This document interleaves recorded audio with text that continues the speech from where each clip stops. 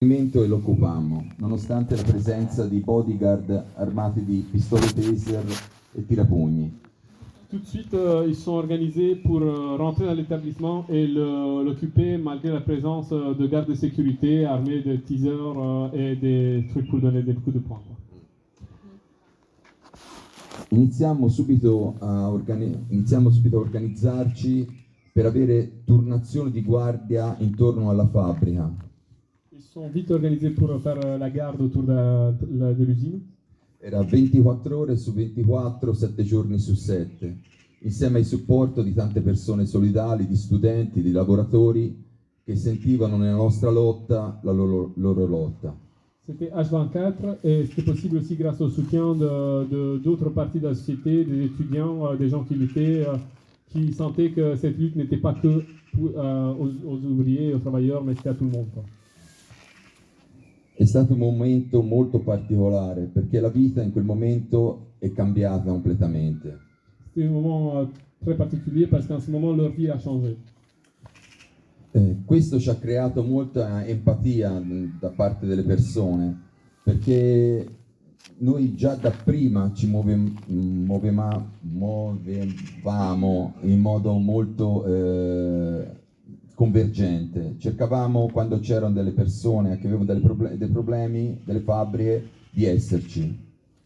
En fait, ça a créé beaucoup d'empathie dans la société, mais aussi parce que déjà avant cet événement, eux, ils travaillaient de manière beaucoup plus vers une convergence, et donc ils étaient présents dans les luttes où les autres avaient besoin de soutien.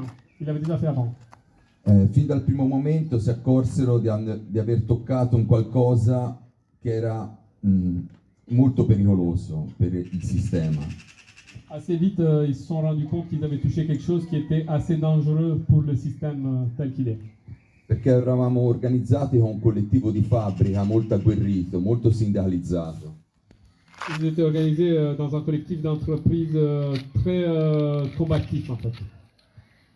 Ci fu una prima manifestazione organizzata dai sindacati confederali, ma dopo ci furono altre manifestazioni in cui si arrivò anche a 30-40 mila persone che invasero la città di Firenze. En fait, il y a eu une première manifestation organisée par les syndicats confédérales, c'est classique, disons.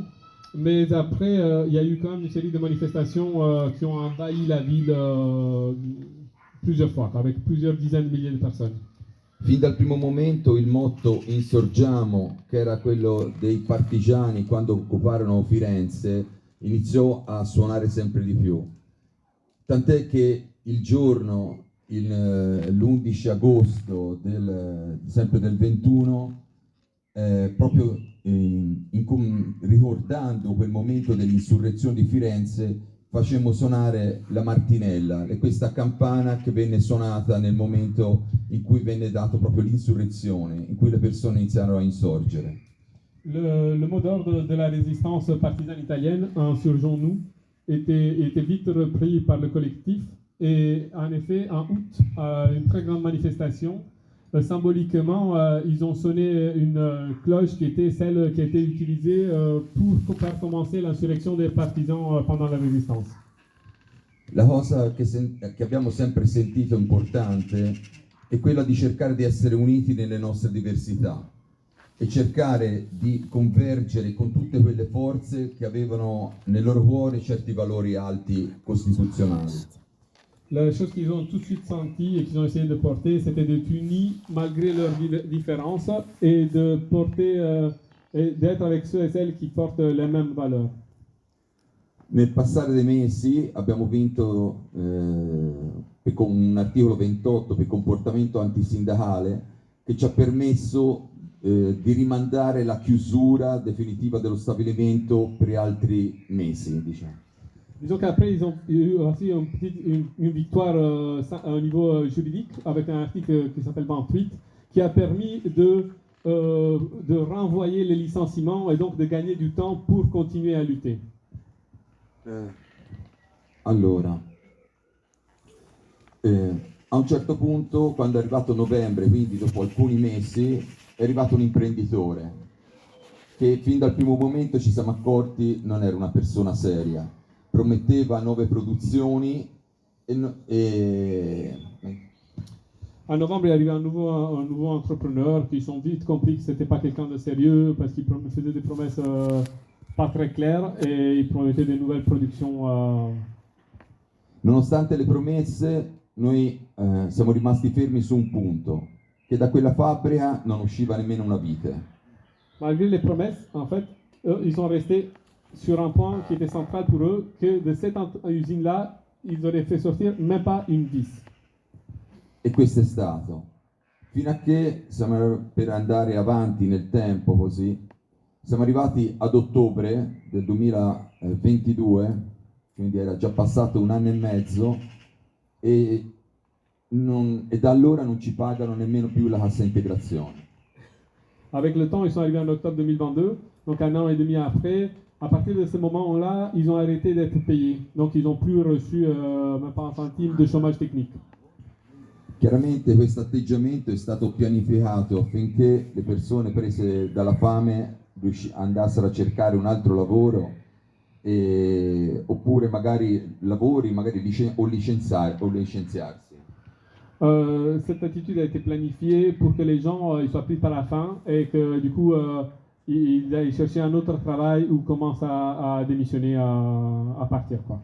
Nonostante la situazione molto difficile, continuiamo a tenere duro, anche perché siamo in contatto con una startup tedesca che vorrebbe venire a produrre all'interno del nostro stabilimento dei pannelli fotovoltaici senza terre rare, quindi vuol dire nessuno sfruttamento dei paesi che producono certe materie come il litio, tutto il cobalto, queste sostanze.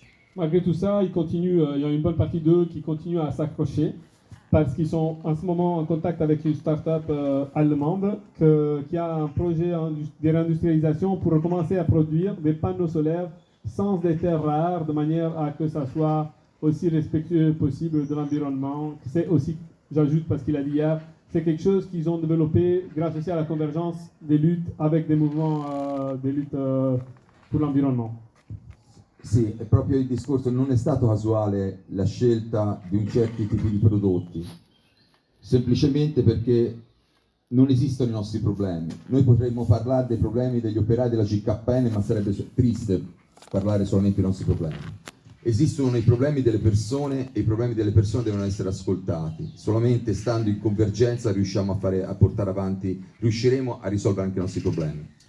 Parce que effectivement, en fait, pourquoi ils ont fait ce choix d'aller vers ça? Parce que ils veulent pas parler que des problèmes des ouvriers de la GKN, mais parce qu'il n'y a pas que leurs problèmes. Ils veulent parler des gens, des problèmes de la population, des gens en général.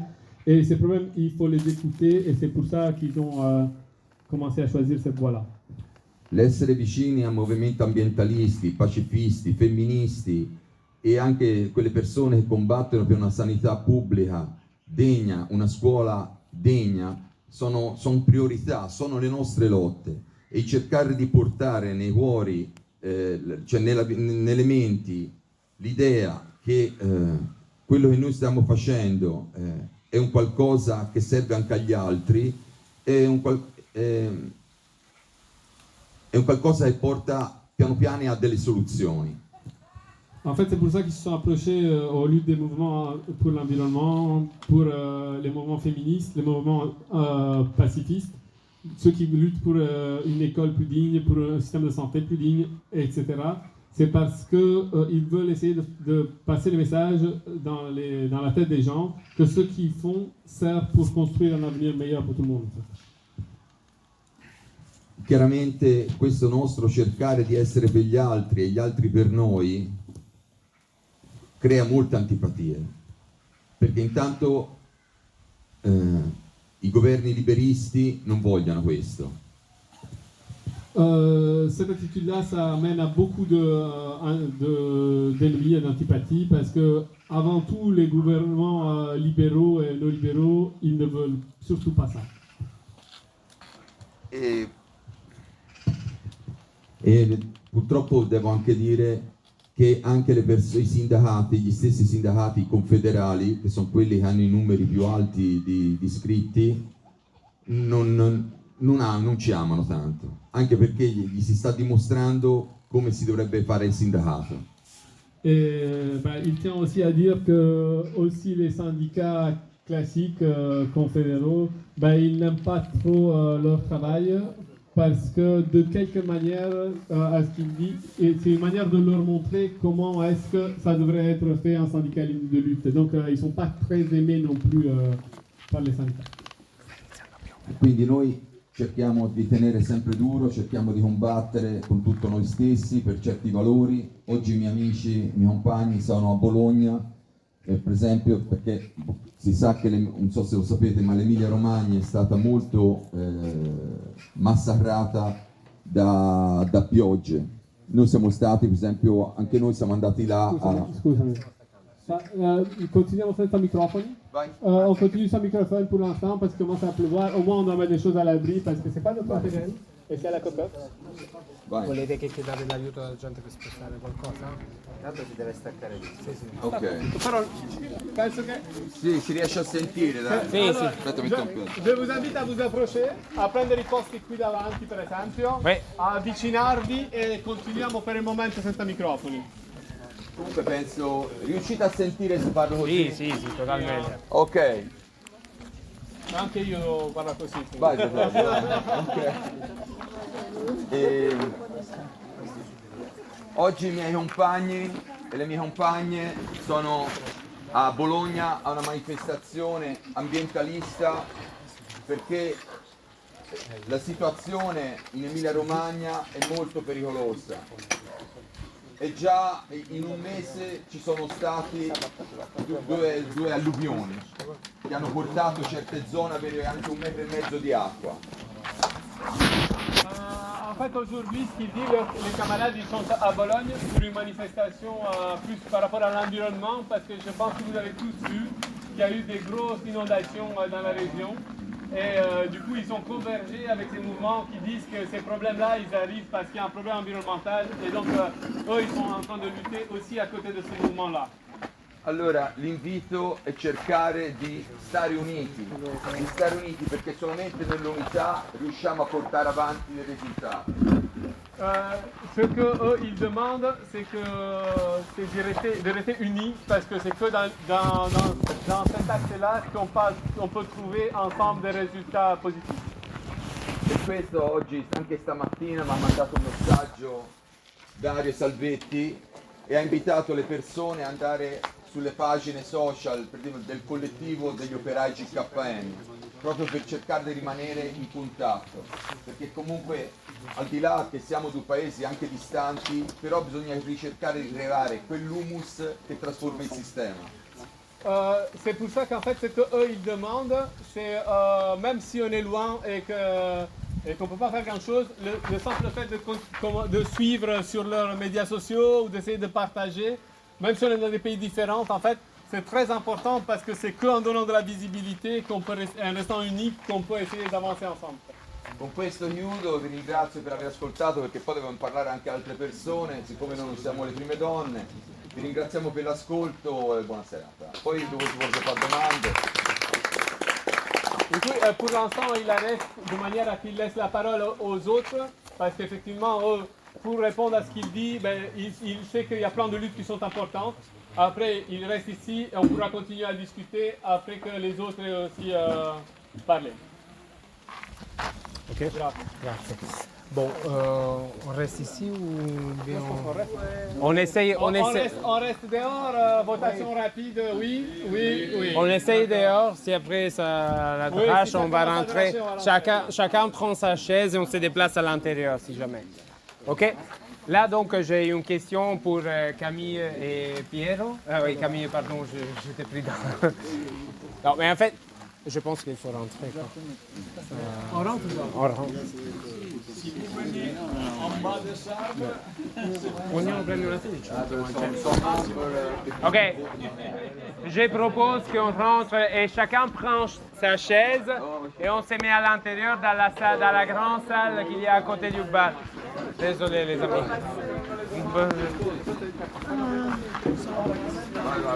Mais non, ça va rester jusqu'à la semaine prochaine. primo giorno di Belgio dopo un mese. Sì, voilà. No, une chaise par personne, c'est bien. Merci.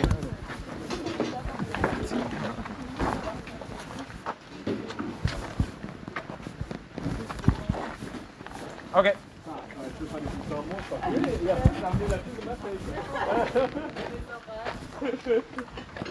Moi, je vais passer par l'autre côté. En fait, on peut aussi passer par l'intérieur. La cassa in basso, aspetta. Ok, le sedie in alto, le scesano.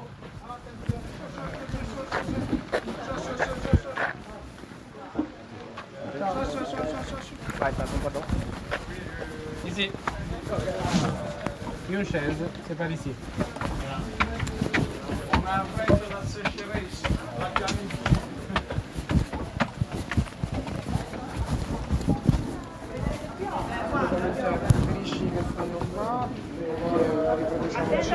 No, riproduciamo il cerchio, non siamo cambiati. Se puoi chiedere ai tavolini di schiacciare il muro. Di 9 amore, sì.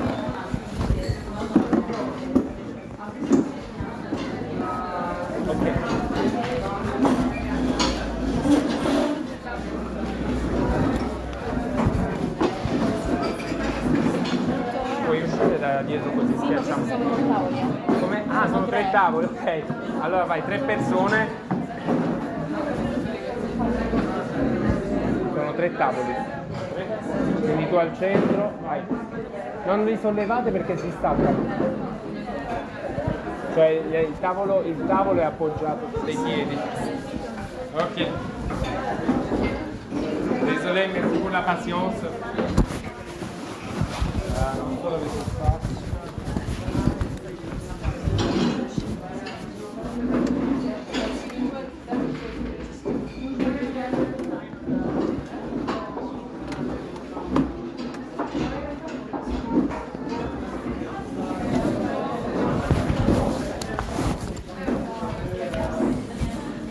Tu ti siedi vicino, si à côté. Oui, vas-y. Viens.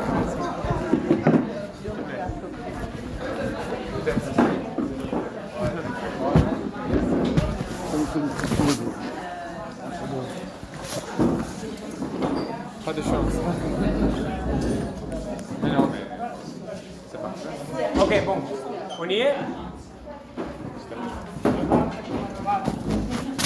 Je pense qu'on y est avec les chaises, qu'il faut arrêter de... C'est bon, hein? Oui. On n'est pas dessus.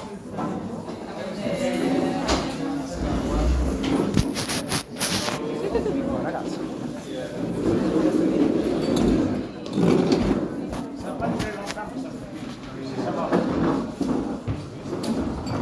Ok.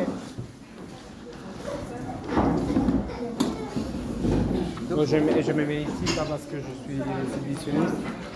Ok. En fait, bon, quelle organisation. Voilà, c'est parfait.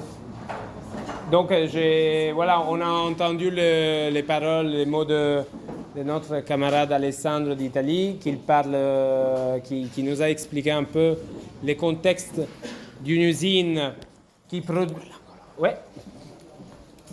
produisait des mi-arbres pour les voitures, et donc, mais qu'il y avait un travail syndical et politique important qui était précédent à la lutte qu'ils ont menée récemment.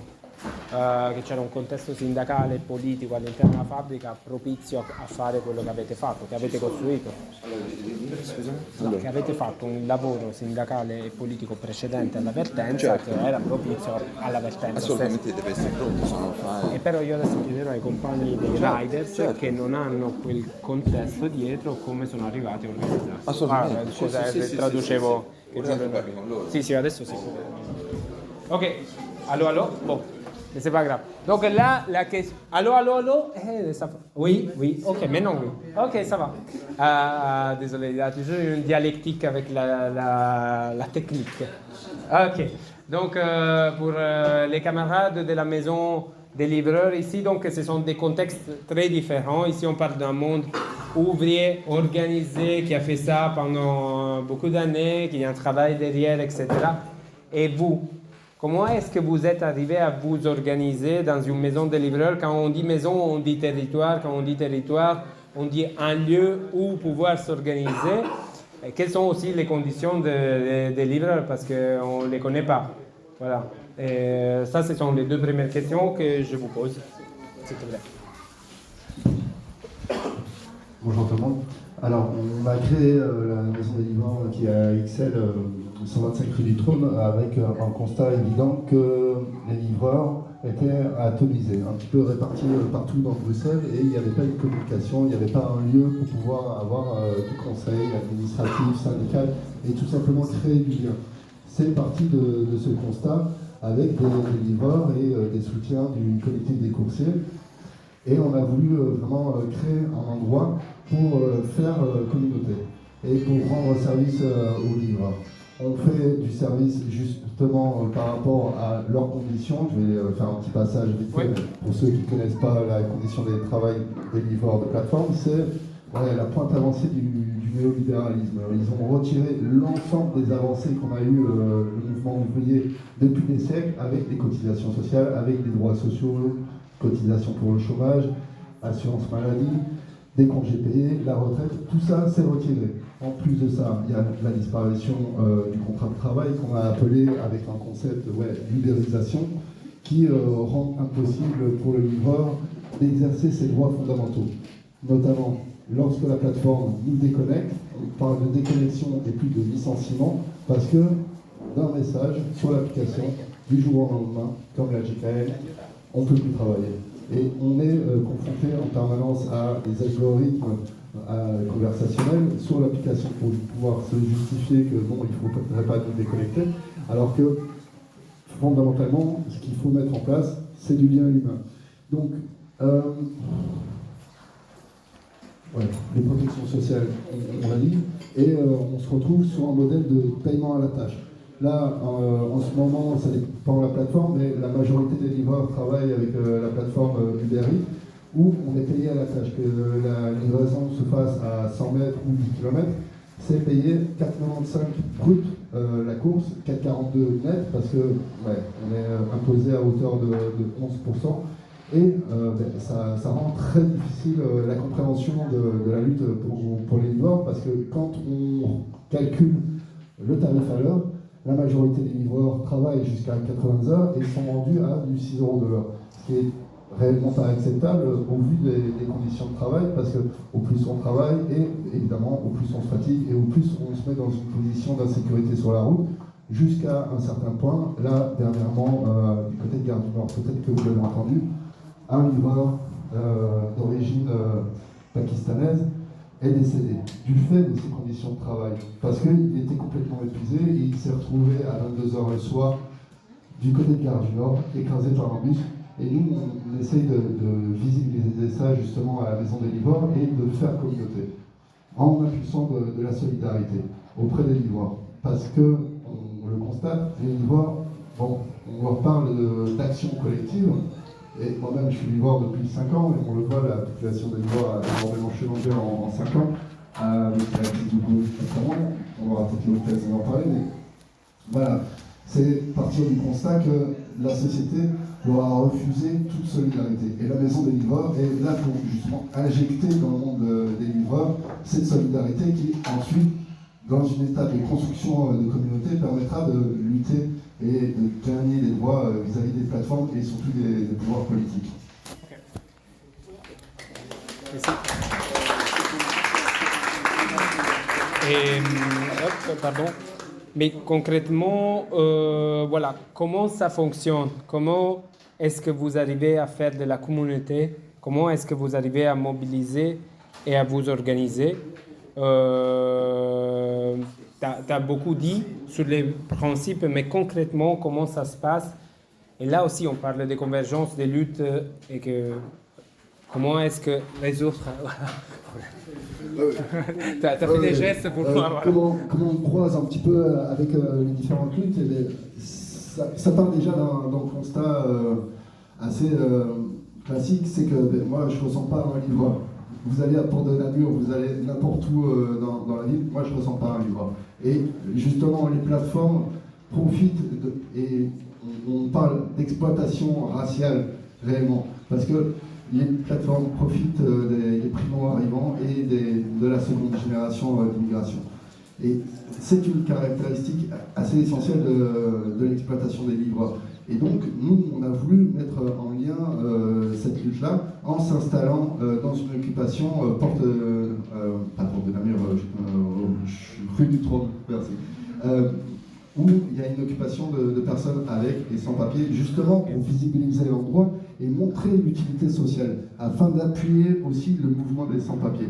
Mais c'est aussi en lien avec la crise du logement, où on le voit dans un quartier qui est en train, avec les institutions européennes et les lobbyistes qui gagnent 15 000 € et qui sont capables de payer des loyers démentiels, alors que bon, la majorité de la population passe payer les appartements de luxe dans ce secteur. Ben nous, on est là comme un îlot de résistance pour dire non, nous, on est là, on va résister, et par notre utilité sociale, par le lien social avec la population, avec les voisins, avec les travailleurs du secteur, on va s'opposer justement à ce changement du marché du travail, du marché de l'habitation. Et ensuite, comment on crée du lien avec l'écologie, on le voit avec les associations de vélocyclistes, que ce soit le GRAC ou Hero Zero, où on est très présent sur le terrain et de la sécurité routière et la mise en avant des modes de transport alternatifs, que ce soit le vélo cargo, pour pouvoir permettre à Bruxelles d'avoir une mobilité douce et qui crée justement du lien entre la défense des livreurs et la défense des citoyens à vélo. Tout ça, c'est des liens qu'on essaye, non pas de les mettre en place théoriquement, mais concrètement dans les revendications et surtout dans la rencontre humaine. Okay. Merci.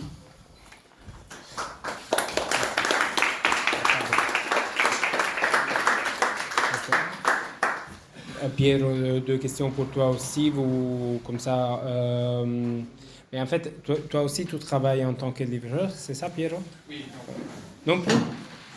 Ok. Et si il y avait à l'époque un collègue à toi qui voulait s'adresser à la maison, qu'est-ce que tu vas lui dire pour lui dire vas-y, adresse-toi à la maison de livreur? Comment tu vas les convaincre?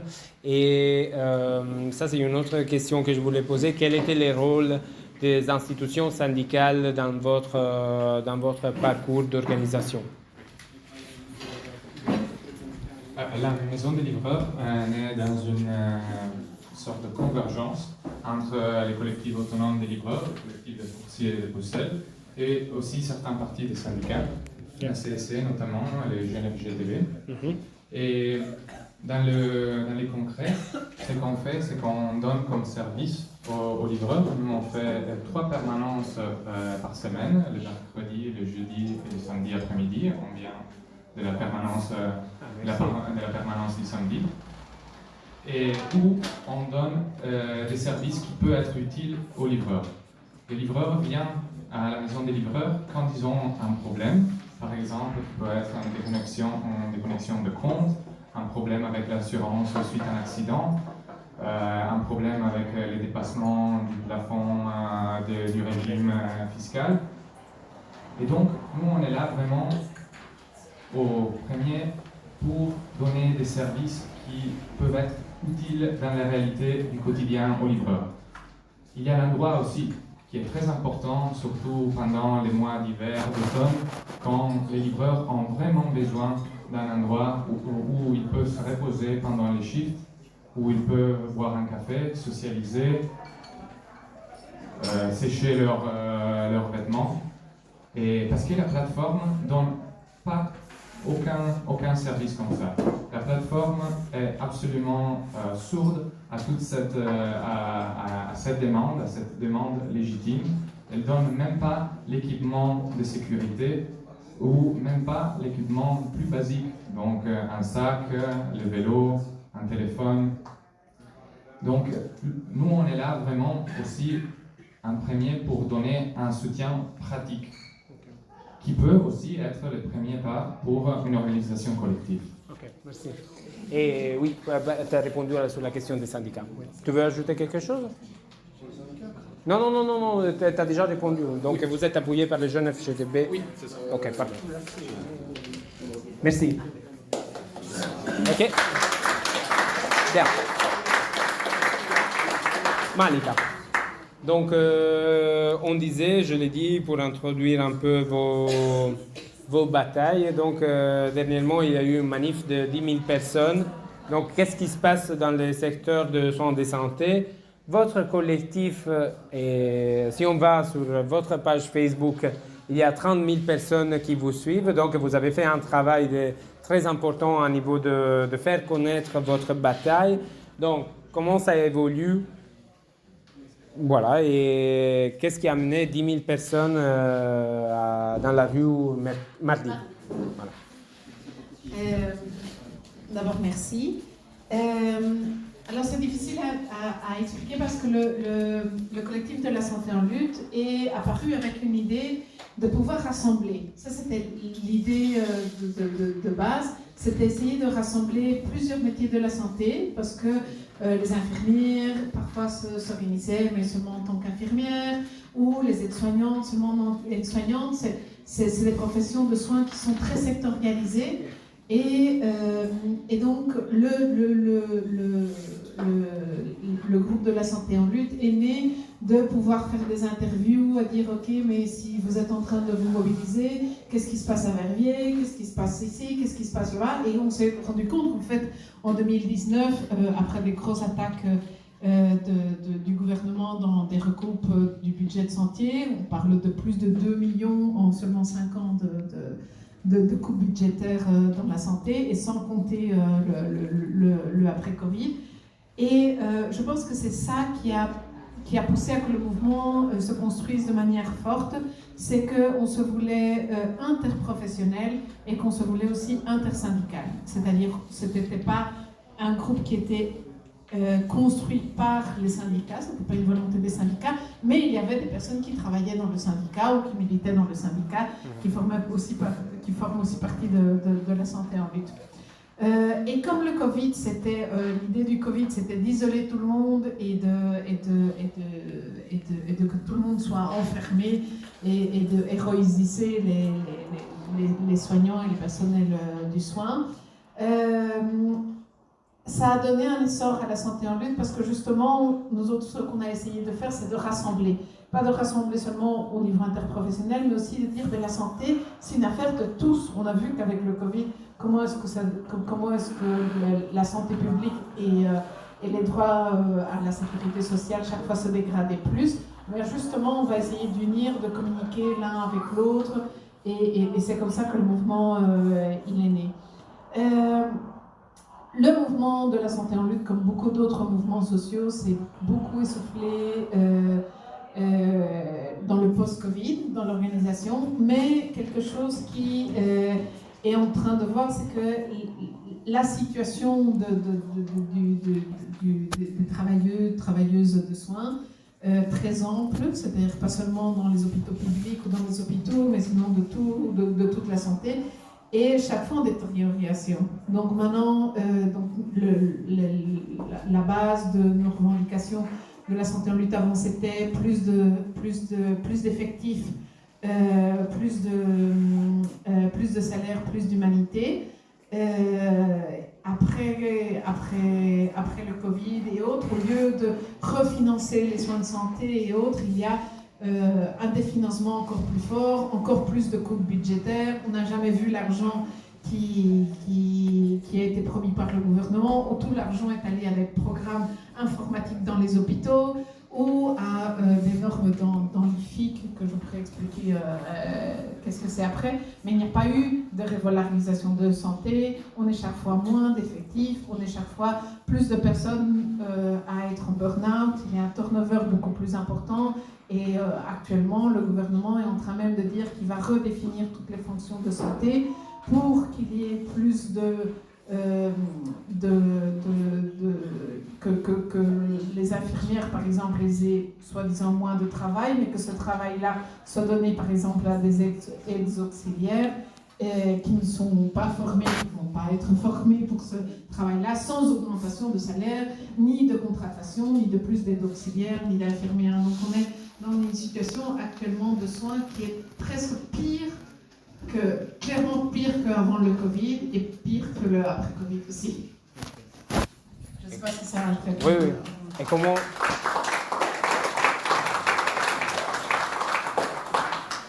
quels sont les prochains pas? Donc, comment est-ce que vous allez répondre à ces nouvelles conditions de travail? Alors, on voit pour le moment qu'il existe de plus en plus d'actions entre la population civile qui est très très fatiguée et aussi très peu organisée, mais qui sort dans la rue. Ouais. Ça, c'est ce qu'on a vu dernièrement. Mais aussi beaucoup plus d'actions qui se font entre les différents syndicats. Il y a beaucoup plus de grèves, appel à la grève interprofessionnelle ou en front commun. Et ça, c'est quelque chose qui existait beaucoup moins avant.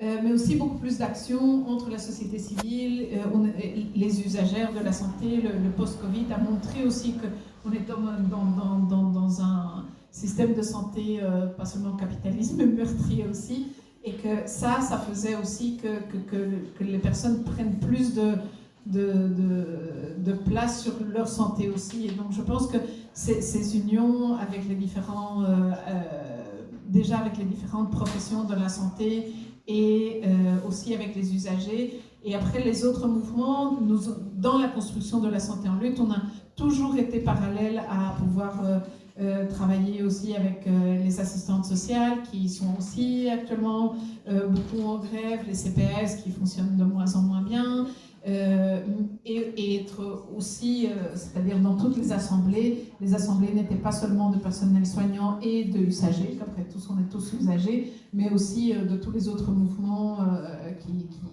qui ont fait que ça soit possible qu'on sorte dans la rue. Moi, je pense que la colère est en train de remonter, que les gens sont en train de sortir beaucoup plus dans la rue, que c'est pas encore tout à fait facile de s'organiser, mais qu'on va vers une rage et une explosion chaque fois plus importante. Merci. Mais j'ai encore une question avant de te laisser la parole, parce que tu as dit s'organiser, c'est difficile. Donc, comment est-ce que toi, tu l'as fait? Comment est-ce qu'on mobilise pour une grève? Quels sont les obstacles que tu rencontres avec tes collègues? Actuellement, ce qui est très difficile, c'est que moi, je travaille dans un hôpital public. Et dans l'hôpital public, il existe des secteurs. Donc, il existe le secteur des aides auxiliaires, il existe les infirmières, il existe les médecins d'un autre côté, il existe les assistantes sociales. Et bien sûr, à l'intérieur de tout ça, le patronat nous divise, nous dit oui, mais on va augmenter plus les aides auxiliaires, mais pas les médecins, ou son norme d'encadrement. Donc ce qui a été notre force, c'est essayer de justement pas dire que c'était la situation dans un hôpital ou la situation dans un secteur. Il y a une mobilisation que j'ai beaucoup aimée dernièrement et qui est un des slogans qui se fait dernièrement, c'est qu'on a dit il y a tellement peu d'effectifs et il y a tellement peu de personnes, on parle qu'il y a plus ou moins un manque de 15% du personnel soignant actuellement dans les hôpitaux publics, et plus de entre 25 et 30% de personnes qui sont ou en arrêt maladie, ou en burn-out, ou en changement de carrière. C'est du jamais vu actuellement le turnover qu'on est en train d'avoir. Et donc, on a fait une campagne qui s'appelle le collègue fantôme. Et donc, dans tous les hôpitaux, ils ont déguisé, ils ont mis des fantômes en disant mais voilà tous les travailleurs fantômes. Et par exemple, autour d'une salle de réunion, on mettait plusieurs fantômes et 2 et 3 travailleurs en disant on devrait être 10, il y a 3 travailleurs, les autres sont fantômes. Et bientôt, ce sera l'hôpital qui sera fantôme parce qu'il n'y aura plus de travailleurs. Voilà.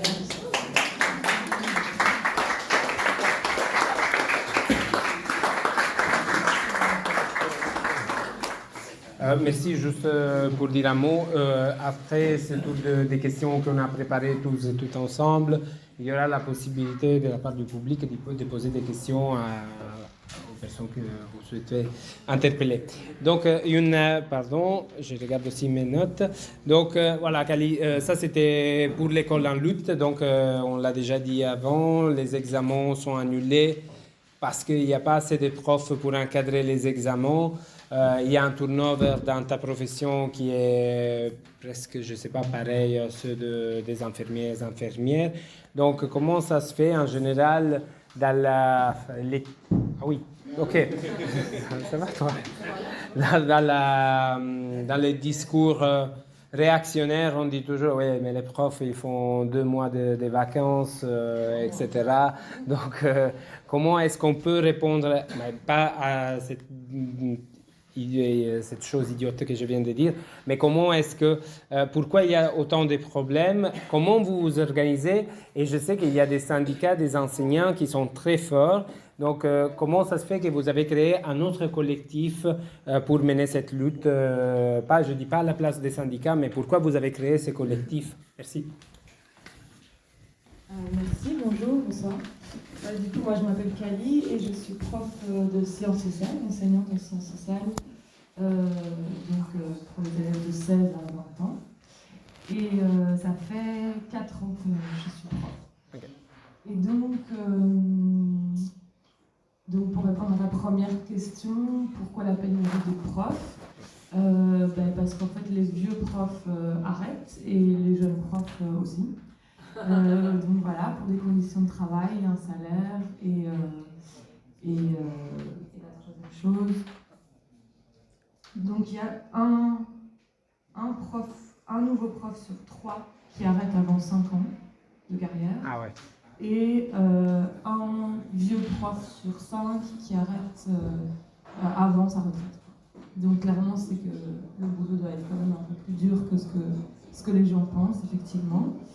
Donc oui, c'est ça, les conditions de travail, le salaire et la précarité en fait. Ça c'est aussi quelque chose qu'on ne comprend pas bien, parce qu'en fait avant d'être nommé, donc quand on est nommé en tant que prof, on a un poste assuré, on nous cherche, on peut être nommé pour quelques heures dans une école, enfin 15 heures, donc on a entre 20 et 22 heures de plein temps, donc ça veut dire qu'on est en présentiel à l'école 20 ou 22 heures. Et puis il y a tout le reste du travail, qui est un impensé total. Donc les préparations de cours, les corrections, les délibérations, les conseils de classe, tout le reste du travail, et aussi évidemment en fait une charge émotionnelle et un travail social aussi. Enfin, on est complètement dans un secteur public et confronté à la société et aux enfants de la société. Et donc toutes ces heures, elles ne sont pas comptabilisées et elles peuvent aller vraiment, ça peut aller jusqu'à 40, 50, 60 heures semaine en fonction de si tu débutes, de si tu as plein de classes différentes, des exigences, etc. Et donc le salaire qui est un peu mieux que dans d'autres secteurs, finalement en fait si tu comptes tes heures de travail non comptées et impensées, tu te retrouves à du 10 € l'heure, quoi. Et puis, donc quand tu es nommé, tu as quelques heures dans une école, on t'assure de te chercher un plein temps, on t'assure ta place, tu as ton ancienneté, tu as une stabilité au travail. Mais avant d'être nommé, tu es totalement précaire, tu es intérim. Donc chaque fois en juin, on te donne ton C4, tu es payé par le chômage pendant les vacances d'été et tu attends septembre pour être sûr d'avoir ta place. Et donc en tant que nouveau prof, tu fais vraiment face à une instabilité, une précarité au travail. Tu dois t'adapter sans cesse à des nouveaux établissements, à des nouvelles classes, des nouveaux fonctionnements. Tu dois être sur plusieurs écoles, on ne t'assure pas ton plein temps, en fait, tu prends les heures qu'il y a. Et donc ça, c'est vraiment beaucoup de souffrance au travail, beaucoup de stress, énormément de stress et d'instabilité. Et en fait, il y a toute une logique super compliquée de désignation, pour avoir ta place en fonction si t'es prioritaire, pas prioritaire, si t'as un titre suffisant ou requis. En fait, tu peux ne pas trouver de travail, par exemple, moi en sciences sociales, c'est très difficile parce que c'est une option. Eh bien, on peut me donner un poste de prof de français ou de géographie ou d'histoire, mais en fait, je vais être payée en titre de pénurie ou je vais en titre suffisant et pas requis. Et donc là aussi, en fait, T'es payé moins? Je suis payée moins.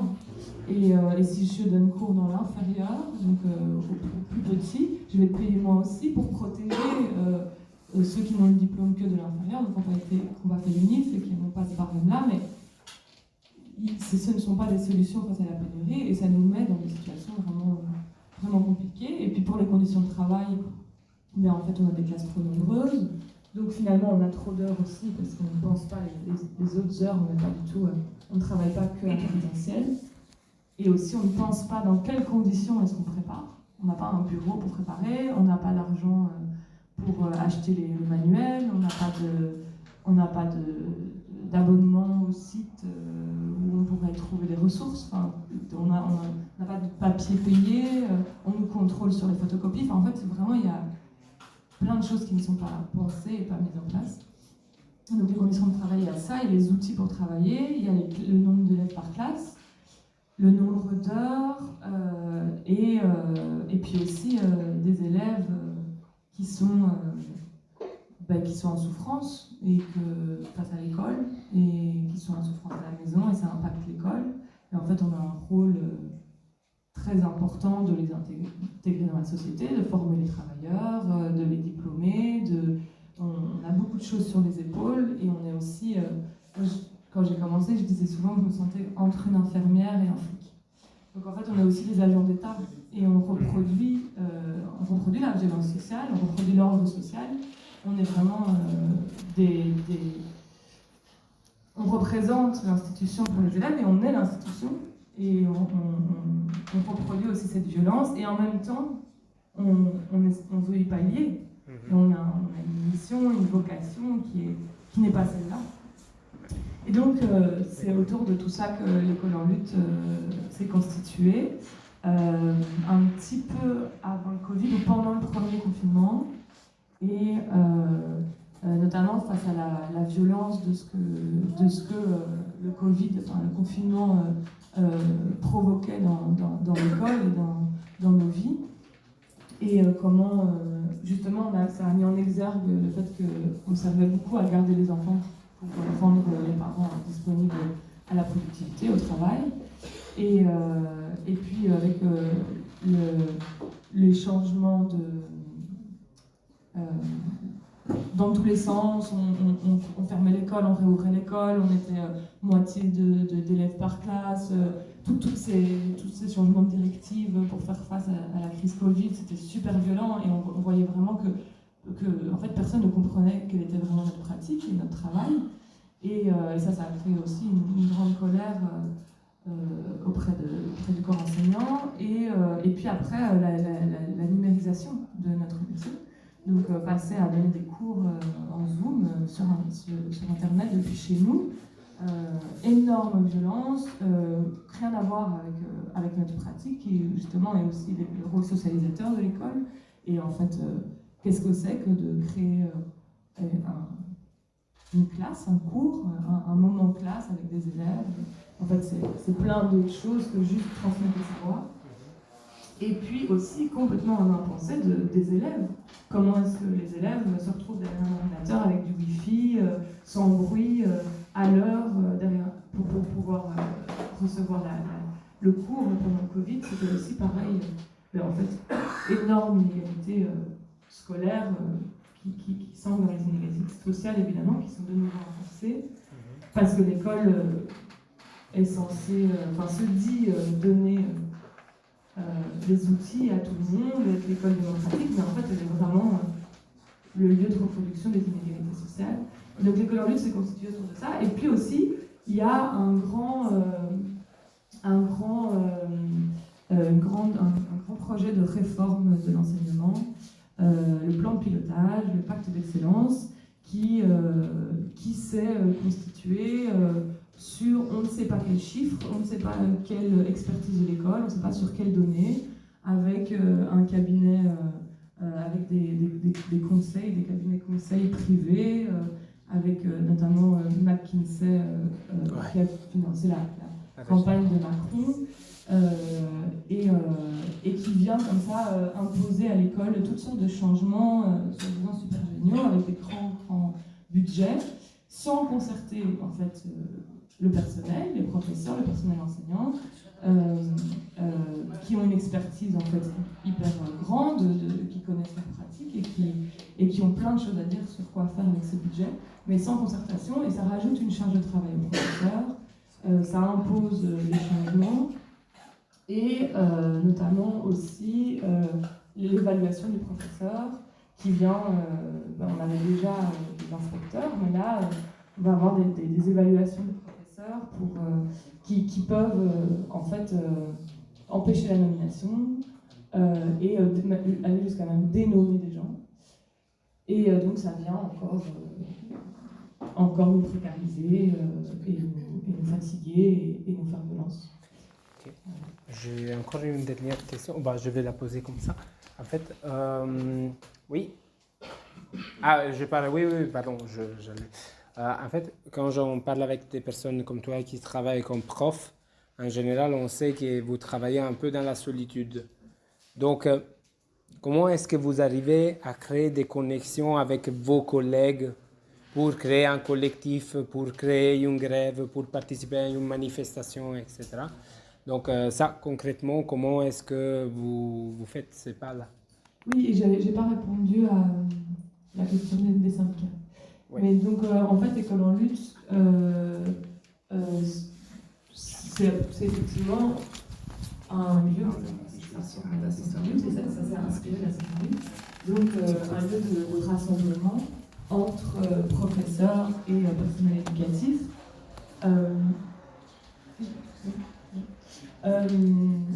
Qui justement se rassemblent en dehors des syndicats, en dehors des partis, en dehors aussi de juste l'école dans laquelle tu es désigné, pour en fait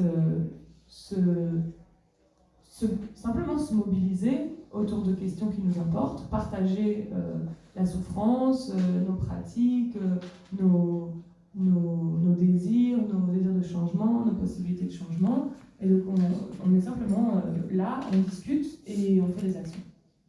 Et donc on participe à des manifestations. On est aussi, c'est très important pour nous aussi de soutenir les autres luttes, de s'intéresser aux autres mouvements. On crée aussi des soirées plus pour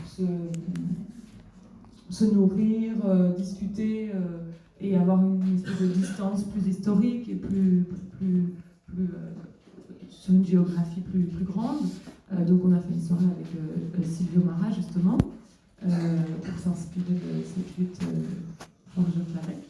Et puis dernièrement on a fait une soirée mémoire des luttes enseignantes, c'est parce qu'il y a eu des grandes grèves enseignantes en 91 et en 96. Et en fait on ne sait pas, on ne s'en souvient pas, il n'y a pas de transmission et de mémoire de ces luttes.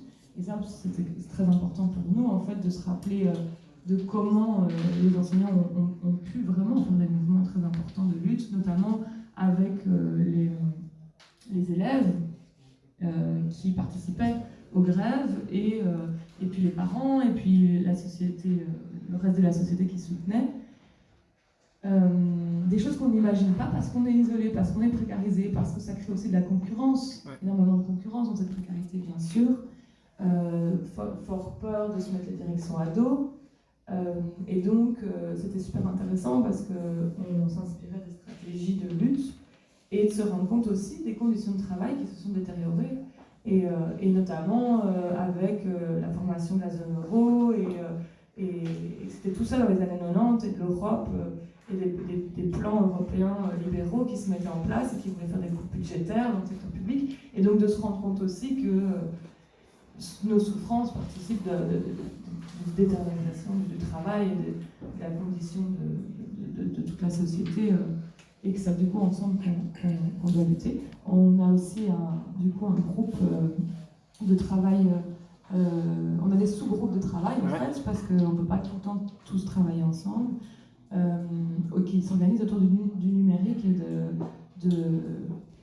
de l'infiltration des GAFAM dans l'école en fait et depuis le Covid de se dire mais l'école numérique c'est super génial, on va faire du numérique et les élèves ils aiment le numérique et puis on va dynamiser tout ça, mais en fait pas du tout, notre pratique c'est pas ça, c'est pas du numérique, le numérique peut tout à fait soutenir nos pratiques et être super un outil extraordinaire mais parmi d'autres et comme je le dis l'école c'est un lieu de socialisation aussi et surtout pas quel numérique, pas du numérique privé et qui génère des données de nouveau pour on ne sait qui et je ne sais où, et peut-être du numérique libre et en tout cas du numérique accessible à tous et qui ne continue pas de creuser les inégalités scolaires.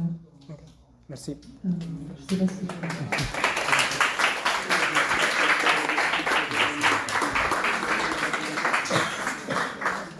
Bon, alors, en fait, j'ai une question pour Silvio et puis je vais le clôturer avec une question pour Lorenzo et Filippo qui ont travaillé sur la lutte de la GKN en tant que réalisateur, aussi en tant que travailleur aussi du secteur audiovisuel. Mais d'abord pour Silvio, donc voilà, je sais que c'est une longue histoire et que ça pourrait prendre beaucoup plus de temps de ce qu'on a à disposition. Mais je te demande, ici en fait, un des objectifs qu'on a ici dans cette soirée, c'est aussi de... Merci. Oui. Merci. C'est un des objectifs de la soirée, voilà. Mais ce que je voulais... c'est en fait, c'est faire connaître à des personnes qui ne sont pas peut-être en contact avec l'histoire sociale belge et l'actualité sociale belge, ce que c'est et comment s'impliquer dans les luttes. Donc voilà, s'il y a des personnes qui sont intéressées et qui voudraient soutenir ces luttes, voilà, vous avez maintenant des contacts, vous pouvez donner des visages, vous connaissez les personnes. Mais aussi, voilà, donc pour Silvio, en quelques mots, quelle a été votre lutte qui a été exemplaire dans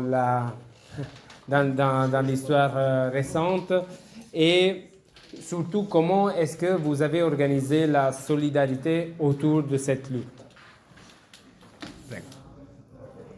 Il m'a dit en quelques mots. En fait, pour le moment, je suis à la recherche de 18 millions. Si? 18 millions. 18 millions. En fait, c'est l'argent que nous doit encore la faillite des forces de Québec. Je vais, sur le précis, le 13 novembre, c'est un lundi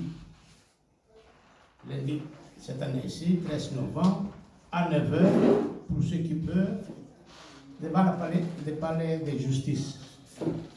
Parce qu'il y a un procès concernant ce qui reste des biens des forces de Québec pour essayer de récupérer les 18 millions et payer nos salaires restants.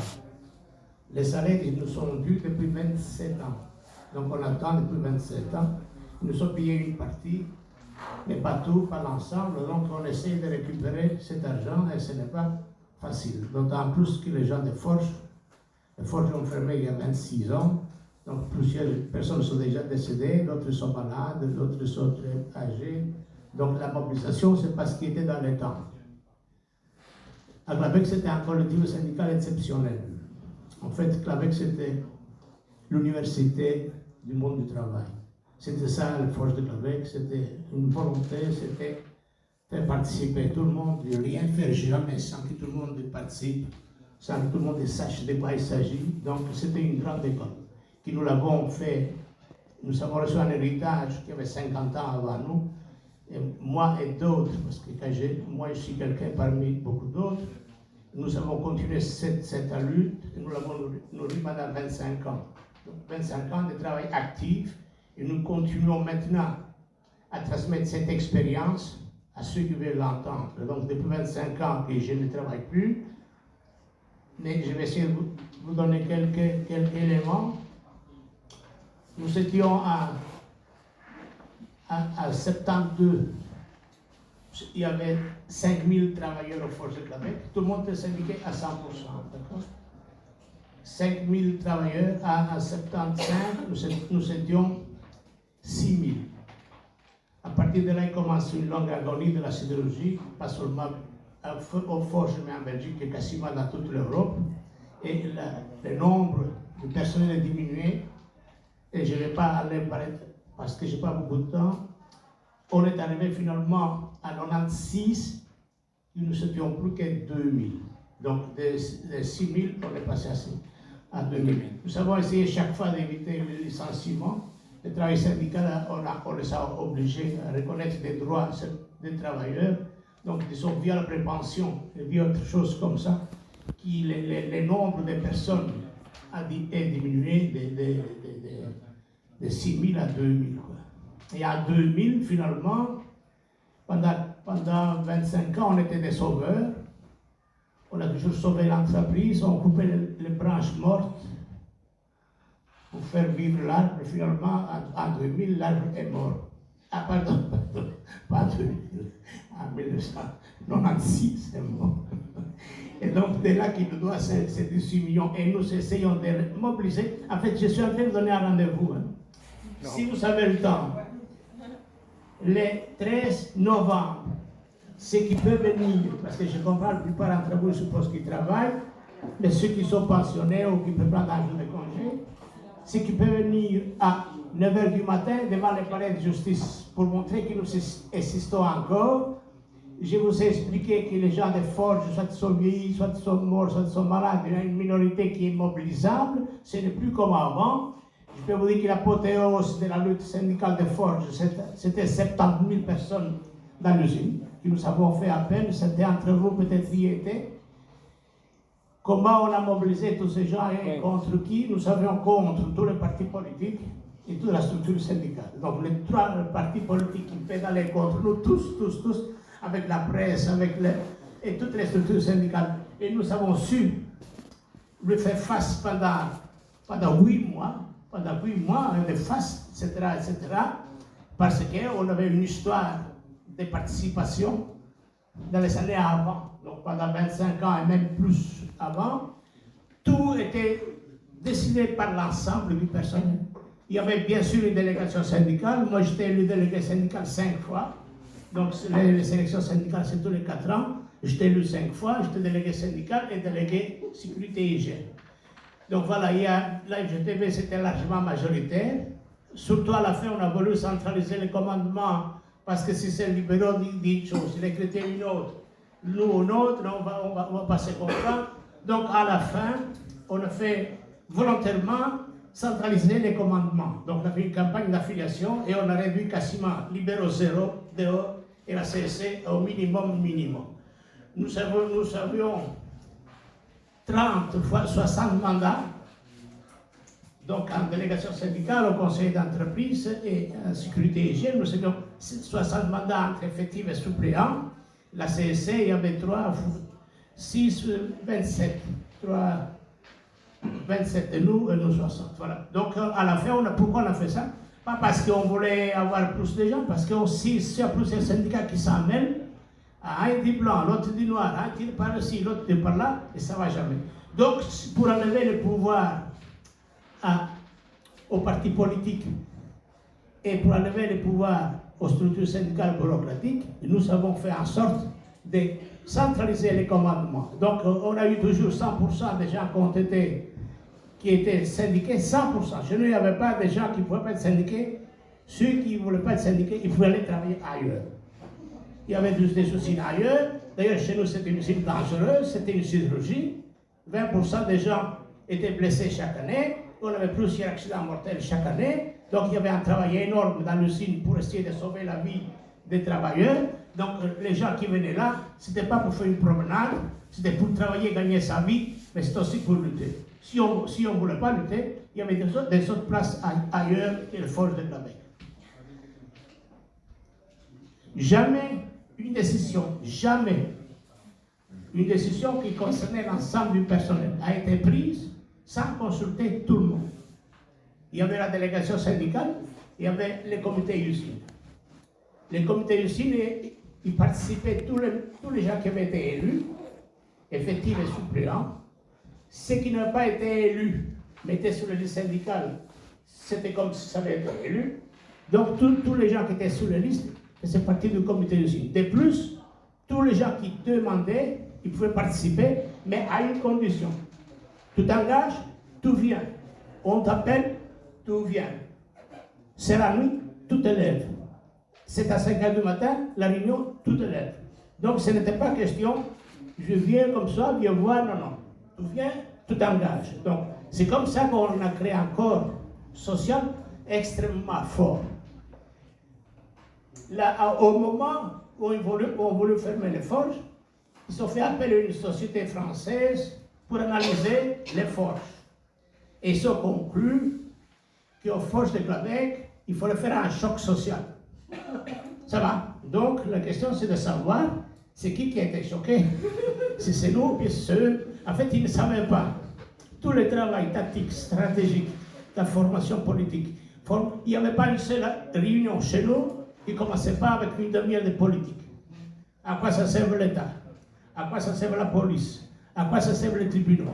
À quoi ça servent les écoles?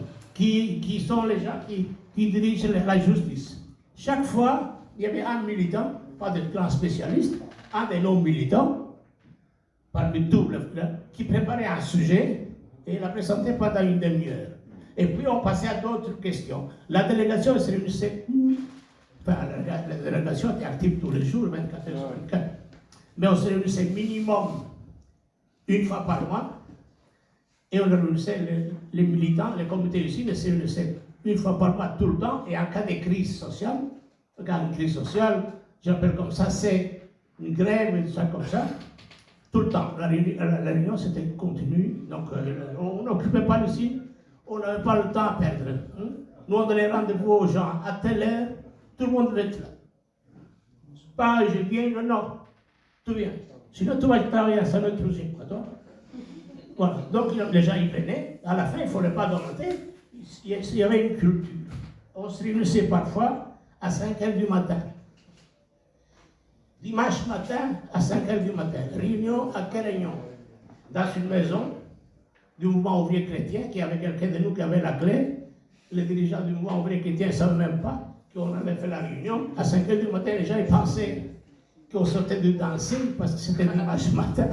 Avec nous, c'était au long de l'autoroute, on mettait les voitures au long de l'autoroute et on faisait réunion de 5 à 9 heures. On n'avait pas d'ennui à la maison parce que les épouses, ils dormaient, c'était dimanche et ils dormaient plus longtemps. Donc, ils ne savaient même pas qu'on s'était levé du lit, on était parti, on est rentré vers 10 heures. Pour vous dire quelques exemples, etc. Quand ils sont venus nous attaquer, ils ont eu quand même une réponse très forte. Ça culminait avec une grosse manif dans l'usine, où dans notre piquet de grève, il y avait 70 000 personnes. Donc, avec tous les sabotages, ça n'a pas été facile, hein, parce que les chemins de fer, ils ne voulaient pas mettre des trains spéciaux. On était les voir, et pourquoi vous ne voulez pas les mettre des trains spéciaux? Ils se sont dit au conseil d'administration chez nous, il y a la FGTV, et la CSC, et les libéraux, ceux qui ne veulent pas qu'on vous mette les trains spéciaux. Donc, vous voyez, ça, c'était là. C'est parce que nous, on avait fait encore des syndicalisme vrai, participatif, politique, dans le sens large du terme. Et évidemment, nous, les structures syndicales, ce sont des formalités qui n'ont pas une profondeur, ils n'ont pas une vision, ils n'ont pas une stratégie, ils n'ont pas une tactique. Eux, bon, évidemment, par rapport à eux, nous, on était des gens d'une autre planète. Hein. Effectivement, nous étions différents. Je ne vais pas me prolonger. Je vais arrêter. Je répète mon rendez-vous. Pourquoi il nous doit encore 18 millions? C'était des salaires. À un moment donné dans l'histoire, ils nous sont obligés, quitte à porter le chapeau de la fermeture, ils nous sont obligés à accepter une réduction de salaire. Après des confrontations, etc. On a eu 10% de salaire réduit pendant 5 ans et les 13e mois supprimés pendant 5 ans. Ce n'était pas une réduction de salaire, c'était un prêt obligatoire à l'entreprise. Donc les 18 millions qui nous doivent, c'est ça. Les prêts obligatoires à l'entreprise et les 13e mois qu'on n'a pas touché pendant 5 ans. C'est de là qu'il y a ces 5 millions et on essaie maintenant de les récupérer. On n'a pas la force qu'on avait, absolument pas, vous voyez, parce que d'abord on est malade, puis on est mort, puis voilà, on ne ressuscite pas, voilà. J'arrête là. S'il y a quelques questions, j'ai une question.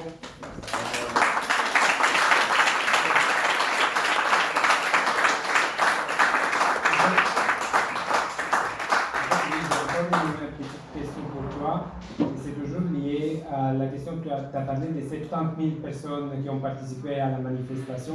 Donc, ce n'était pas 70 000 ouvriers et ouvrières, c'était des gens aussi d'ailleurs.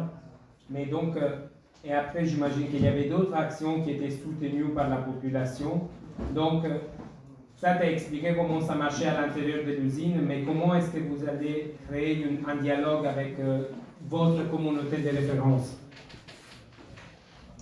La question était claire. Hein? Il n'y a pas une seule lutte en Belgique où les militants des forces ils ne sont pas organisés pour porter la solidarité. Pas une seule. Dans toute grève, il y avait 100 ou 200 personnes des forces de Clabé qui allaient à 5 h du matin renforcer les piquets de grève.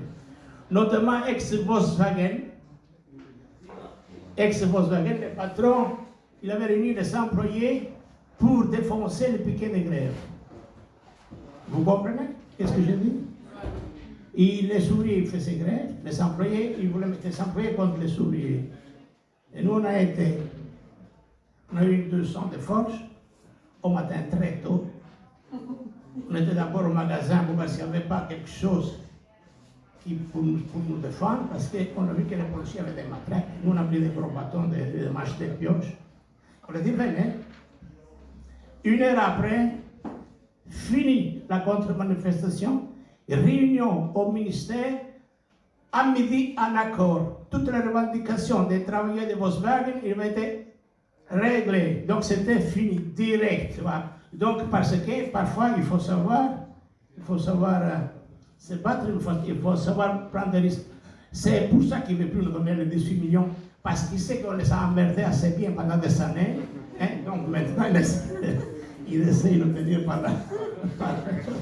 Parce qu'on n'a pas la même force qu'on avait à ce moment-là. Merci. Ta question? Totalement, je comprends.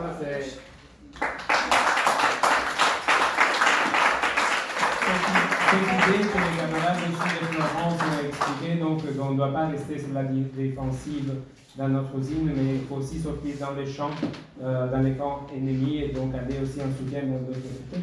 Et là, en fait, il y a Francine, toi tu as écrit aussi un livre, moi Silvio? Non, ben je me suis, pardon, ok, non, mes excuses. Non. Attends, et il y a aussi Marie.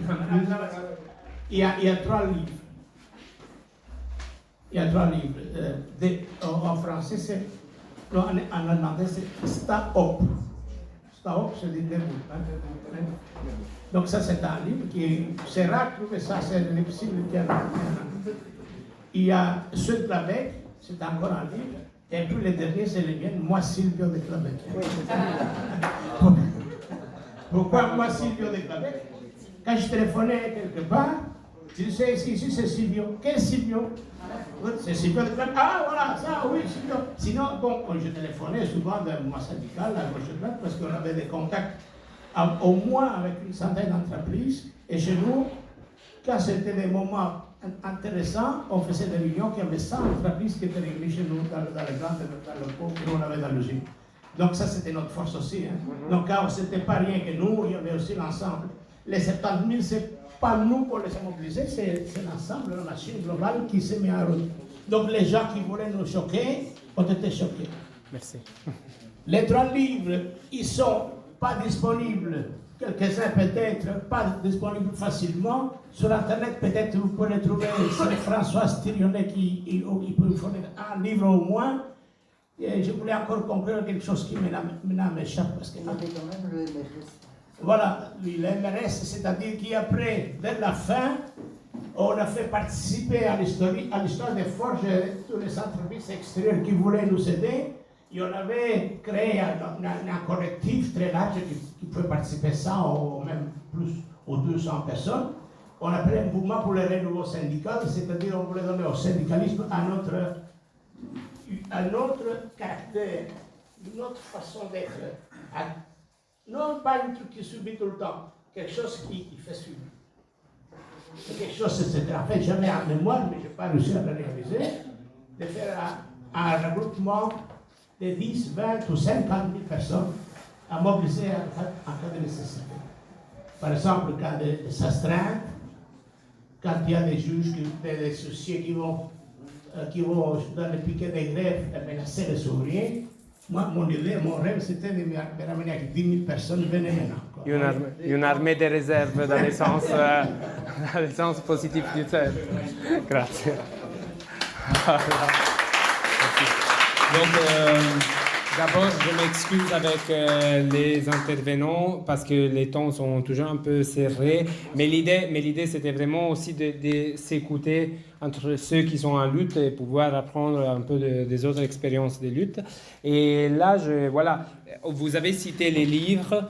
Il y a aussi des documentaires sur votre lutte, comme celui que Marine a réalisé qui s'appelle Ceux de Québec.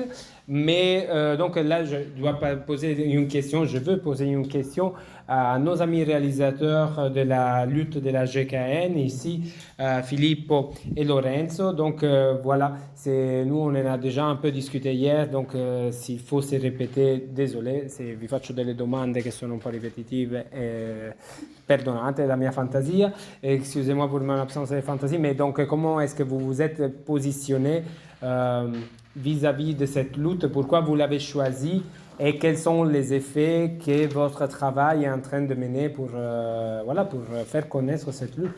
Quels sont les objectifs derrière votre travail et votre choix? Ah oui, pardon.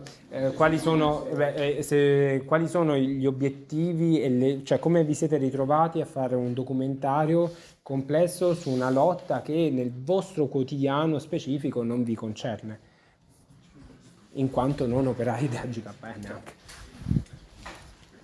Allora, dato che il focus, dato che insomma il focus di oggi è proprio sulla convergenza e partiamo proprio da lì, io per questo prendo una cosa che faccio ormai da più di un anno, prendere frasi dai compagni e compagni del collettivo per la via di tutti i giorni, però lo faccio con una frase di Alessandro, ovvero che la convergenza, prima che fra lotte, fra tematiche, è fra persone, innanzitutto. Il dit qu'il va parler de l'action de la convergence vu que c'est la thématique et qu'il prend comme d'habitude en fait, depuis qu'il suit la lutte des phrases des camarades de GKN et en ce cadre il va prendre une phrase de Alessandro et c'est plutôt dire que la convergence avant de pouvoir se faire entre les luttes elle doit pouvoir se faire entre les personnes aussi. Quando io e Lorenzo, entrando le prime volte in fabbrica, appunto, abbiamo conosciuto, siamo stati conosciuti dal collettivo, ci siamo sentiti chiamati in causa a partecipare, e il nostro modo era con le immagini, proprio per questo, perché prima che come lavoratori con i propri problemi e difficoltà, ci siamo sentiti accolti e compresi come persone, come individui.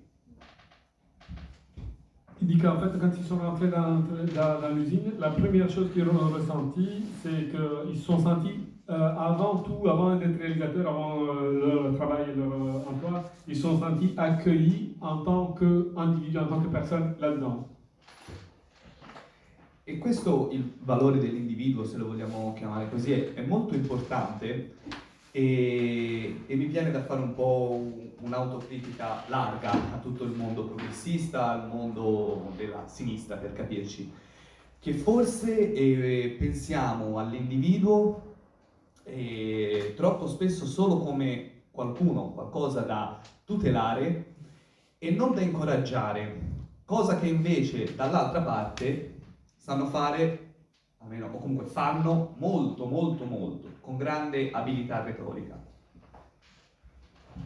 Il dit ils se sentent faire une autocritique, une critique au monde de la gauche, à savoir, c'est qu'en fait, il a l'impression qu'on pense à l'individu comme simplement quelqu'un à protéger et jamais comme quelqu'un à encourager pour avancer et pour continuer à évoluer, ce que malheureusement, de l'autre côté, ils arrivent à faire mieux. Quoi. Negli anni in fabbrica, insieme al collettivo, sono tantissime le volte in cui abbiamo visto proprio, non sentito, gli operai ringraziare tutte le persone che venivano. E perché queste persone, quindi non operai, non appunto necessariamente, anche di altri settori, arrivavano? Perché il messaggio del collettivo è sempre stato chiaro su questo: il miglior aiuto che ci potete portare è attivarvi nei vostri posti di lavoro e quindi aiutare voi stessi in questo modo. En fait, dans les années, il a entendu plein de fois les gens du collectif remercier les gens qui venaient de dehors. Et pourquoi ils faisaient ça? C'est parce que ce qu'ils ont toujours soutenu, c'est que la meilleure aide qu'on peut amener à un collectif en lutte, c'est ne pas simplement être là, mais c'est aussi de porter les luttes dans leur lieu de vie et de travail pour les rendre des lieux meilleurs et pour parler aussi de cette lutte-là.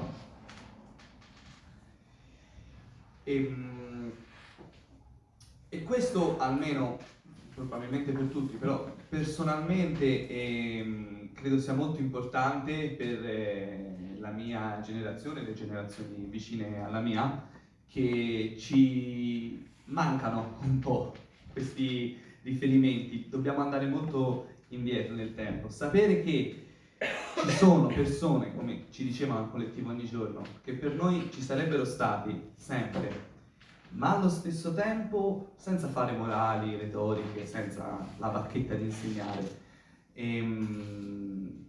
Farci capire questo e sentir parlare in una fabbrica di salute mentale di ricette contro l'abbrutimento quotidiano, questo per me è stato rivoluzionario, perché sono discorsi che troppo spesso sento dire, come posso dire, sempre molto imbellettati, con la cravatta, come se fossero problemi che vanno oltre il vivere quotidiano, sono una questione tua.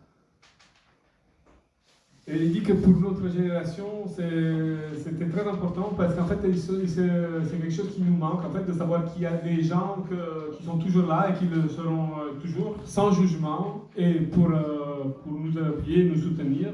Et il dit qu'en fait, entendre parler de santé mentale dans une usine, pour lui, a été clairement quelque chose de presque révolutionnaire, de contre l'aliénation, et travailler en ce sens-là, c'était quelque chose qui l'a vraiment changé.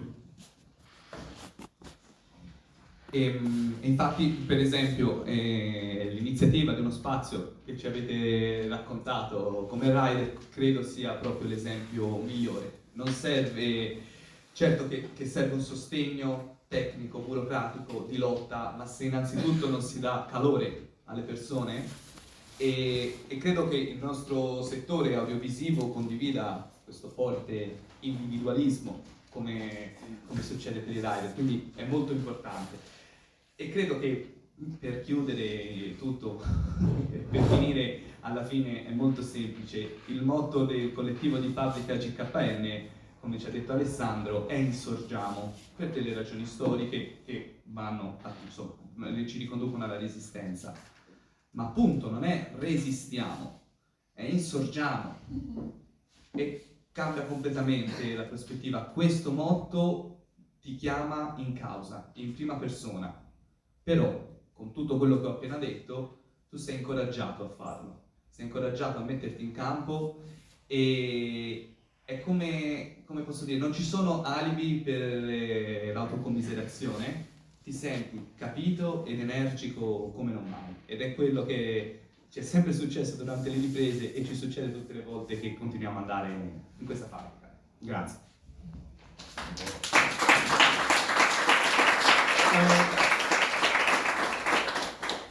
Il parle de l'exemple des livreurs et du fait d'avoir ce soutien et cette chaleur, comment elle est centrale. Il fait un lien avec le monde de l'audiovisuel, que c'est un monde très isolé et isolant.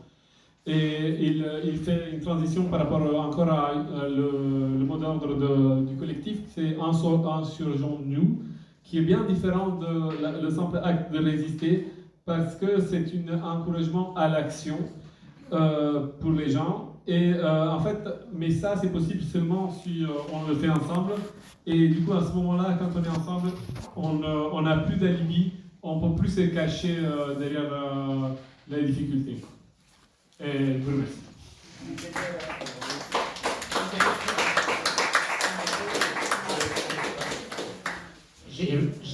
J'ai oublié de vous dire qu'il y a sur internet Le souffle de Clabec, c'est un reportage. Et puis Marine, qui est ici, il a fait aussi un film à ce sujet. Il a gagné le premier prix de fin d'études, c'est ça? Quelque chose comme ça. Donc c'est deux choses assez intéressantes.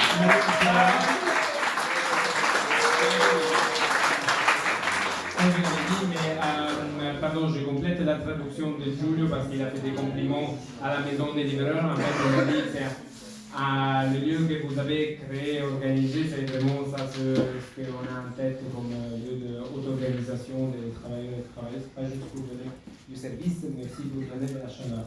Donc, Lorenzo, est-ce que tu veux ajouter quelque chose par rapport à ce que Filippo vient de dire? En fait, il parle de ton secteur que tu connais très bien depuis longtemps, de l'individualisme, etc. Est-ce qu'il y a... Donc, votre destin, c'est celui de juste filmer des luttes des autres, ou bien il y a aussi la possibilité que dans les secteurs culturels, il y a des luttes pour sortir de cet individualisme et pour revendiquer vos droits. Allora, buonasera a tutti, io vorrei dire una cosa forse che sembrerà banale, ma insomma siamo e sono molto contento di essere qua, perché questo momento è importante e secondo me in questa serata andrebbe anche analizzato, perché i collettivi sono tanti e c'è tanto anche forza e entusiasmo nell'affrontarli. Poi rispondo a quello che abbiamo detto. En fait, même si ça a l'air banal, il voulait les remercier parce qu'ils sont super contents et il dit qu'il trouve que c'est important que même le fait d'avoir tous ces collectifs et toute cette joie de se rencontrer, il faudrait l'analyser et aller un peu plus loin parce que c'est quelque chose qu'il voulait dire avant de commencer la réponse. Beh, sembra questo il modo, il metodo di creare una convergenza, forse anche di creare l'Europa, voglio esagerare. Purtroppo, nonostante l'entusiasmo e la forza, poi sentiamo le testimonianze degli insegnanti e ci rendiamo conto che forse questa forza, nonostante la nostra volontà, sta scomparendo, perché gli studenti di ora, a parte qualcuno, però se si parla delle scuole primarie, noi le chiamiamo scuole elementari, ecco, lì forse davvero manca una base, gli insegnanti non sono aiutati dalle istituzioni e poco possiamo fare, perché le riforme, perlomeno da noi, sono una cosa che non esistono, le riforme scolastiche, chiaramente. Il dit que c'est à partir des soirées comme ça aussi qu'on peut faire de la convergence et qu'on peut créer des convergences et il dit on pourrait peut-être penser de commencer à créer vraiment un autre type d'Europe. Et il dit que malgré l'enthousiasme et la force, quand il entend des témoignages comme ceux qu'il a entendus ce soir, il fait l'exemple des enseignants, des enseignantes et des difficultés qu'elles vivent et de toute la complexité. Il se dit que ça va être très compliqué et que surtout dans un contexte comme celui italien en Belgique, c'est pas très différent, où les réformes de l'éducation ne vont pas dans un sens d'amélioration. Bene, poi brevemente per quello che mi hai domandato, sì, noi pensiamo che il teatro, lo spettacolo e il film e tutta la cultura in questo momento sia forse la musica, sia forse l'unico modo per fare politica nella maniera più corretta, anche per arrivare insomma a chi forse e ai tanti che più non se ne interessano. Ecco. E dunque la nostra presenza qua, come dire, lo dimostra. Io ripeto ancora, sono molto contento e soddisfatto non per noi, ma per il collettivo della GKN che evidentemente ha avuto una così tanta forza da arrivare qua ed essere qui davanti a tante belle persone. Il dit qu'en effet, il pense que le théâtre, la musique, la culture en général, le cinéma, etc., il reste une des seules manières de toucher des gens qui sont loin de la politique aujourd'hui, qui sont désenchantés et qui ne suivent plus la politique, donc c'est très important. Et il est surtout content si le film sert surtout pour le travail aussi, qu'il trouve excellent, exceptionnel, fait par les ouvriers et les ouvrières de GKN, que en fait c'est grâce à cette lutte qu'ils ont pu aussi accompagner. Grazie. Donc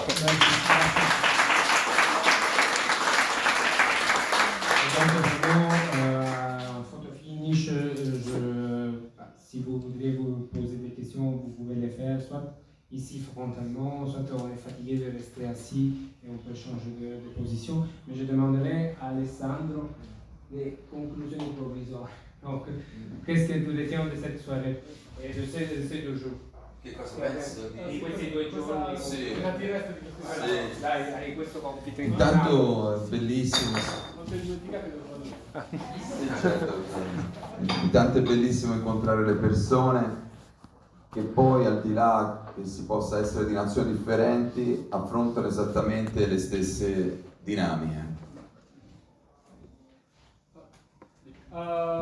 Il dit que c'est super de pouvoir rencontrer des gens que malgré vivre dans des pays différents, en fait, quand on commence à discuter, on vit des problématiques qui sont très semblables.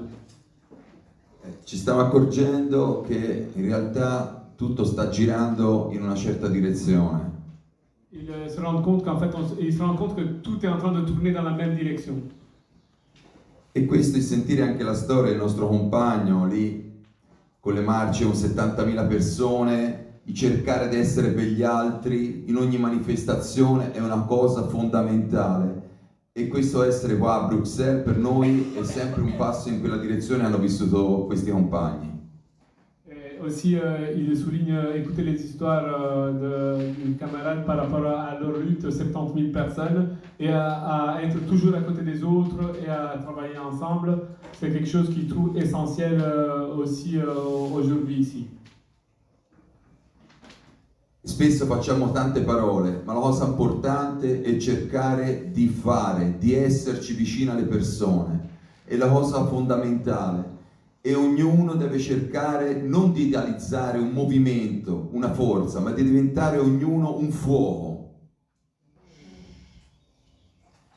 En fait, ce qu'il dit, c'est que, à part les mots, dire les choses, ce qui est super important, c'est faire les choses, c'est être là, être présent. C'est central, cela est vraiment fondamental. Et chacun de nous doit être un petit feu qui a ce rôle-là.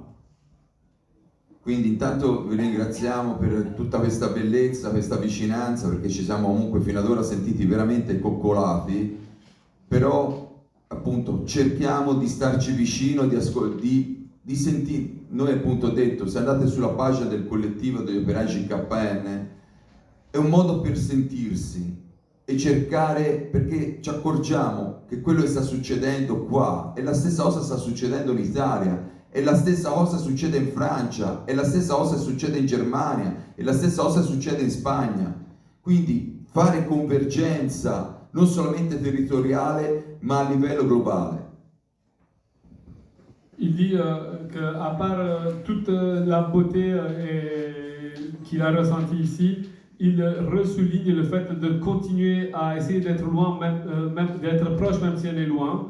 Tout simplement en suivant les actions, que ça peut être via les médias sociaux ou autres, mais qu'en fait on se rend de plus en plus compte que tout ce qui se passe, c'est la même chose partout en Europe, et que les convergences, à un moment, il va falloir les faire, pas seulement comme ils font eux ou d'autres au niveau territorial, mais aussi à un niveau international et beaucoup plus large. Quindi avanti, coraggio, cerchiamo di mettercela tutta, cerchiamo di volerci bene, perché l'essere uniti e cercare di essere l'uno per l'altro è quel qualcosa che rende forti. Donc il nous donne du courage, il dit qu'il faut s'aimer et s'entraider, parce que c'est seulement avec ça qu'on sera beaucoup plus fort.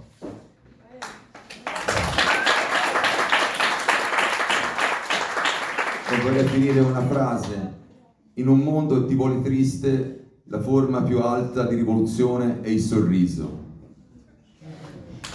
Et il veut conclure avec une phrase: dans un monde qui nous veut triste, la forme plus haute de révolution, c'est d'avoir le sourire.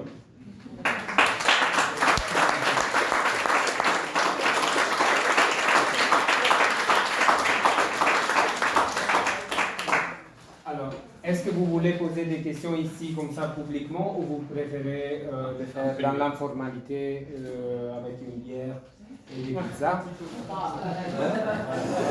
Je pense que la deuxième option, la motion est passée, camarades. Allez, informel, merci à tous et à toutes. Merci.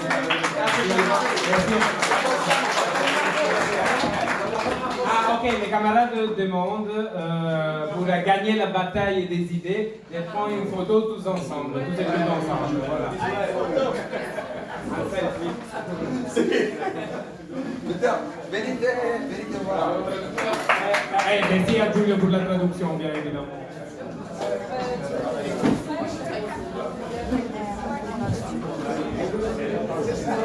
È che c'è la luce contro, quindi è meglio se si mettono.